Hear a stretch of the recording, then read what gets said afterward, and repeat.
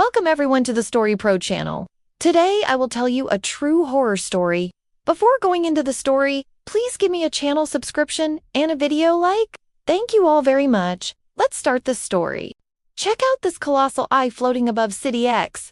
What is it doing? Why did it come here? And who sent it? These are some of the questions that the police have been trying to answer for weeks. The city is going insane. People are obsessively looking at it. They're going crazy. They're killing each other. Some are transforming into these weird monsters, but it seems like it doesn't affect everyone equally.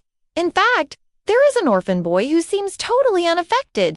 He's also the only one with a name we know. It's Lucas. He lives in an orphanage together with his friends, Lee and Sam. After dinner, he tells them about what happened today at school. At school, all the kids were staring at the eye in the sky. Even their teacher didn't seem to care that they were skipping class. All she said was, "Today, you will learn what the most important lesson in life is." Then she turned to the window and looked up at the eye. It doesn't matter if you're loved or not, if you have a purpose or not, if you have a past or not. You are nothing. This is the only thing that matters now. She started crying, then walked to the door. "Leave me alone," she said. When the kids got home, their parents were just staring at the eye in the sky. Some parents freaked out when they saw their kids enter the house, but they didn't seem to notice anything else. Lucas understood. No one cared about him. No one cared about anyone anymore. All that mattered was the eye in the sky. When Lucas arrived home, he went straight to the roof. He wanted to look up at the eye, but he couldn't see it. There was a building blocking his view. Suddenly, Lucas felt something strange. His eyes began to hurt. He fell to his knees. Something was happening to him. Then everything went black. The next day at school, Lucas couldn't remember anything that had happened the day before. He felt different somehow. At first, he thought he was sick, but then he realized that he could see much better now. It was like his vision had been upgraded. When he looked through the window, he could see things much more clearly. He could even read the text on the walls. Everyone else seemed to be staring blankly into space. Was he the only one who noticed? He found Lee and Sam in the bathroom. "Hey," said Lucas. Lee didn't respond. She was just staring at the wall. Lucas approached her and tapped her shoulder. "Lee, what's wrong?" he asked. "Why aren't you responding?" Lee turned around. Her eyes were glowing. "You shouldn't be here," she whispered. Her voice sounded robotic. Lucas took a step back. Lee's face started to change. Her skin became gray and scaly. Her teeth grew longer. Lee was turning into a monster. Lucas screamed. He wanted to run away, but his legs felt heavy. He couldn't move. Lee approached him, then licked his face. "I am the mind," she hissed. "And soon you will join me." Lucas woke up in the middle of the street.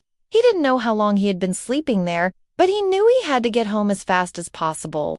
When he arrived, he saw a police car parked in front of the house. 2 policemen entered the building. Lucas hid behind a bush. He wanted to know what they were saying. "We have a situation here," said one of the officers. "There are 3 kids in this house who haven't been affected by the mind yet. We don't know what to do with them. Do we take them to the facility? No, they're too young. It would be cruel to separate them from each other. For now, I think the best thing we can do is let them live their normal lives. As long as they don't leave the house, they'll be safe. We'll just keep an eye on them. If their parents come back for them, we'll take them to the facility." Lucas didn't want to be taken to a facility. He didn't know where it was, but he imagined it was full of those monsters like Lee. Lucas ran away. He hid in an abandoned supermarket. He didn't want to eat the canned food. There wasn't a single fresh vegetable to be found. So he left the supermarket and went to a farm on the outskirts of town. A farmer was hanging in his barn. Lucas cut him down, then hid in the hay. It was so dry that it felt good to lay on it. Lucas closed his eyes and fell asleep. Suddenly, he heard a voice. "Join me, Lucas," it said. Lucas opened his eyes. He saw one of the farmers laying in the hay next to him. "Who are you?" asked Lucas. "I am the mind," said the man. "You can join me and become my child. Then together we can rule this world." Lucas sat up. "What are you talking about? Who's your child?" The man smiled. "Don't you recognize me, Lucas? I am your father." Lucas shook his head. "That's impossible. I don't have a dad. You're wrong, Lucas. I am your father, and you can feel it, can't you? You can feel how much I love you, how much I care about you. You can feel that I am the only one who wants what's best for you." Lucas looked into his father's eyes. Yes, he could feel it. He could feel an overwhelming feeling of love. It felt so good to finally be loved. The man continued, "You don't have to listen to that stupid voice in your head anymore. You don't have to resist me. You can just let go. You can just accept me." Lucas could feel himself getting weaker. He wanted to resist, but he didn't know how. He had never fought against something like this before. The next morning, Lucas woke up in his bed. Everything felt normal. He thought it was just a dream, but then he heard a news report on the TV. Still no answers about the giant eye in the sky. Scientists believe it might be a weather phenomena, but even the best meteorologists have never seen anything like this before. What do you think it is?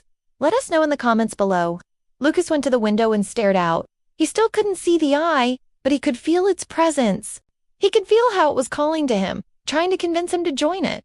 Lucas knew he had to do something. He couldn't just sit around and wait for things to happen. He had to take action. But what could he do? He was just a kid. He found Lee and Sam in the garden. They were both staring at the ground. "Lee, Sam, I need your help," said Lucas. "What do we need to do?" asked Sam. "I don't know.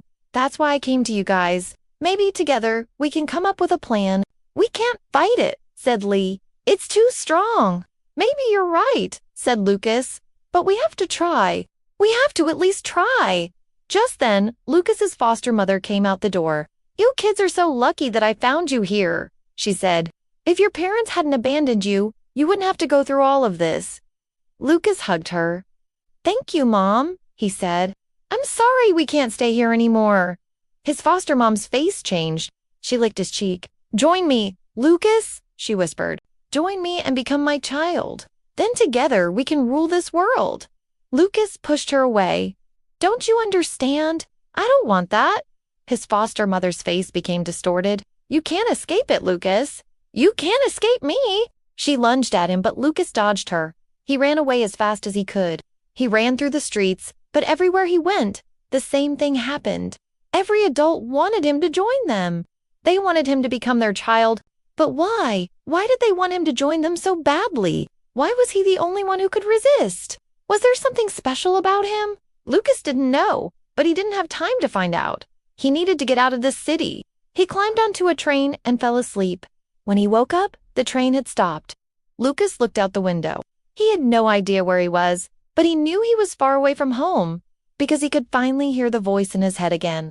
It told him that he was the chosen one, that he was here to defeat the mind, that he was here to save this world. Lucas jumped off the train and started walking into the forest. He didn't know where he was going, but he knew that he had to keep moving. He had to keep going until he found someone who could help him. If you find it mysterious, please like and subscribe to hear more stories. Thank you very much.